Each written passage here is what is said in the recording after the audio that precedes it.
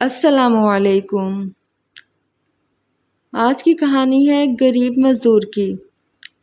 کبھی اللہ سے شکوہ نہ کرو۔ غریب مزدور کی بیٹی نے کیتلی میں دودھ گرم کیا، اس کا ڈھکن اٹھایا اور ٹھنڈا ہونے کے لیے تھوڑی دیر کے لیے چھوڑ دیا۔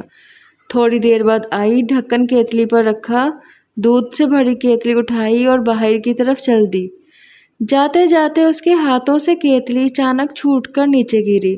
سارے کا سارا دودھ زمین پر پھیل گیا۔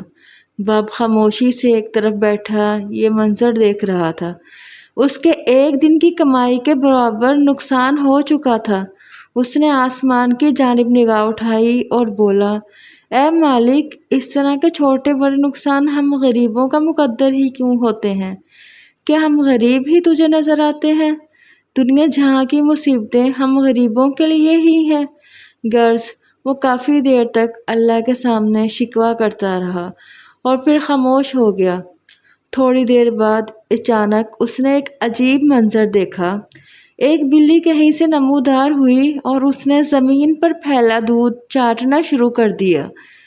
جب وہ جانے کے لیے مڑی تو ایک دم لڑکھڑائی اور زمین پر گر کر لوٹ پوٹ ہونے لگی۔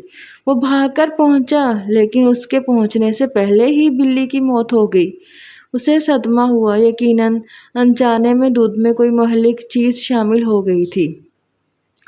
اس نے کیتلی کو اندر سے دیکھا تو اس کے اندر ایک چھپکلی مری پڑی تھی۔ اسے خیال آیا، اگر یہ دودھ زمین پر نہ گرتا تو کیا ہوتا؟ فوراً رب کی بڑائی کا اسے احساس ہوا۔ ندامت کے آنسو گرنے لگے۔ وہ بیٹھے بیٹھے زمین پر سجدہ ریز ہو گیا۔ یا اللہ معاف کر دے کا ورد کرنے لگا۔ وہ کہہ رہا تھا، یا رب، تیرے ہر کام میں کوئی نہ کوئی مصلحت پوشیدہ ہوتی ہے۔ ہم کتنے نادان ہیں کہ چھوٹے سے چھوٹے نقصان پر تقدیر کا گلہ کرنے لگتے ہیں۔